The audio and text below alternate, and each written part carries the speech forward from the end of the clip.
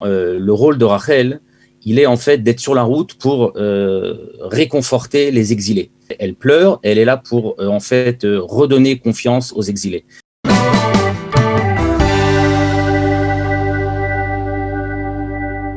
Demain sera le jour, la date du jour de la disparition de Rachel Imanou, notre matriarche. Et pour en parler ce matin, nous sommes avec David Chawad. David, bonjour. Boker Tov. Merci d'être avec nous, David. Alors, il y a quelque chose qui m'a toujours un peu surpris parce que, en fait, très souvent, on fait des longs voyages dans le nord, dans le sud pour aller sur les tombes des grands rabbins, des grandes tzadikim. Même des fois, on doit prendre l'avion pour aller se rendre sur la tombe de certains rabbins. Alors que, aux portes de Jérusalem, vraiment, à quelques minutes du quartier de Har Homa, se trouve la tombe de Rachel Imanou. Et on va dire, on n'a pas vraiment l'habitude de s'y rendre, malheureusement.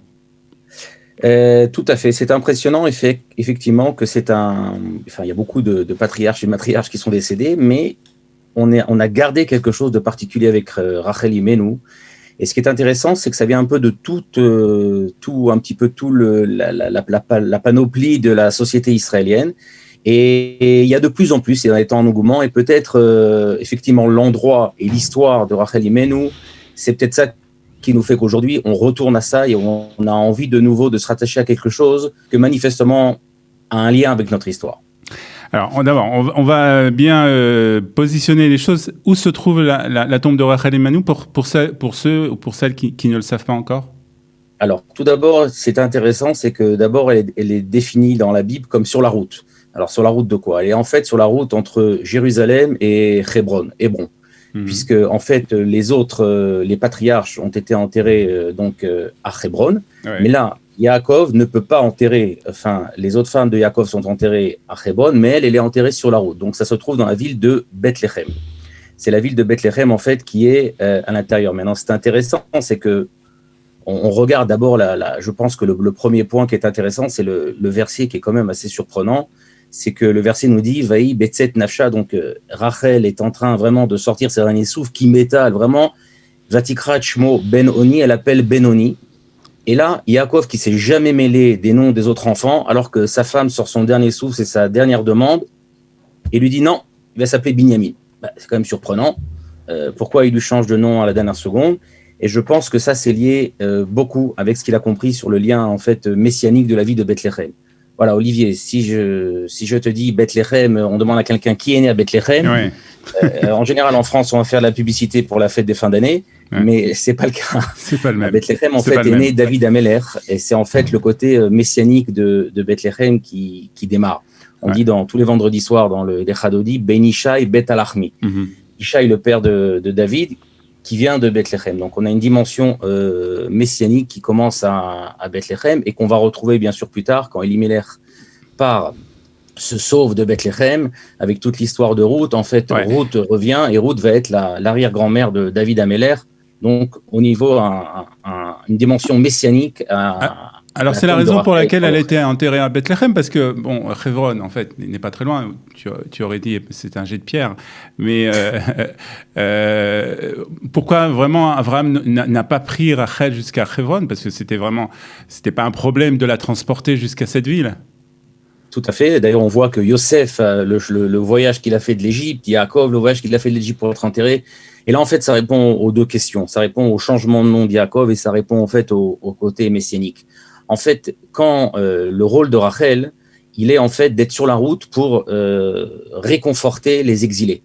Et on connaît tous le fameux verset qu'on chante Veshavo Banim Ugolar, elle pleure, elle est là pour en fait redonner confiance aux exilés. Et en fait, ça, je vous explique qu'elle est morte sur la route. On nous raconte beaucoup qu'elle est sur la route. Et qu'en fait, quand on est sur la route, c'est là le plus difficile. Parce qu'on ne sait pas quand est-ce qu'on va arriver, on ne sait pas est-ce qu'on va arriver. Et on a besoin des fois de gens qui nous redonnent des forces. Et en fait, c'est le rôle de Rachel. C'est le rôle de Rachel de nous redonner des forces et c'est la dimension messianique. Parce que la dimension messianique, on l'attend et c'est pas évident, encore une fois. Quand on sait qu'à la fin, tout va s'arranger, c'est facile. Mais quand on sait que sur la route, on a des problèmes, c'est pas évident. Et en fait, c'est le rôle de Rachel. Et afin peut-être d'exprimer tout ça, on pourrait raconter la petite histoire assez extraordinaire qui peut nous résumer tout ça. C'est qu'en fait, on commence que Yaakov, il voit qu'effectivement, Ben Oni, on va être en exil pendant longtemps. Oni, c'est la souffrance, la douleur. mais lui, il appelle Ben Yamin. Ouais. Yamim, les jours, c'est les jours quand nos sages nous parlent des jours, par excellence, c'est les jours de la délivrance. C'est vrai qu'on va avoir des problèmes, c'est vrai qu'on va passer un moment difficile, mais en fin de compte, on a cet espoir du retour. Et c'est ça qui a en fait beaucoup poussé. Peut-être la petite histoire la plus impressionnante, qui est d'ailleurs pas très connue, le docteur Max Nordau, qui va devenir le bras droit de Herzl et son successeur, il raconte comment, quand il fait son discours aux congressionniste, il n'arrête pas de raconter en hébreu, de répéter encore une fois avec Shavu Bani Migvulam, le fameux verset qui parle de Rachel Imenu dans le prophète Yirmiyahu, Jérémie. On lui dit, mais pourquoi tu parles tout le temps de ce verset et pourquoi tu le dis en hébreu? Toi, tu es assimilé, tu n'as pas grandi dans un monde juif. Comment tu es arrivé au sionisme, au monde juif? Et il raconte qu'il était pédiatre et qu'un jour, il a reçu un jeune juif d'une famille immigrée de Pologne qui s'est sauvé chez lui et qu'il était très, très énervé, qu'il ne parlait pas du tout français et il ne comprenait pas comment il pouvait être dans le monde normal. Il ne parlait pas l'allemand, il ne parlait pas français. Il dit, tu parles yiddish? Il dit, oh, si je parle yiddish. Et il pose la question à ce petit gosse, en fait, qu'est-ce que tu as appris aujourd'hui? Et le petit gosse lui raconte l'histoire de Rachel Imenu. Il lui raconte qu'en fait, Rachel Imenu, c'est triste qu'on est en exil, c'est triste qu'on pleure, mais que c'est écrit dans le prophète Yirmiyahu, Veshavu Banim Nikvula, qu'en fait, on reviendra. Il dit, ce petit gosse-là, en fait, il m'a électrocuté et il m'a refait prendre conscience de qui j'étais, où c'est que je devais venir. Et docteur Max Nordau, qui était un Français de souche, d'un coup, se dit, je sors du cabinet, je marche dans la rue et je vois une annonce que docteur Herzl demande: tout celui qui veut aider son peuple à recréer une nation sur la terre d'Israël est prié de me contacter. Et c'est là qu'il va prendre contact avec Herzl.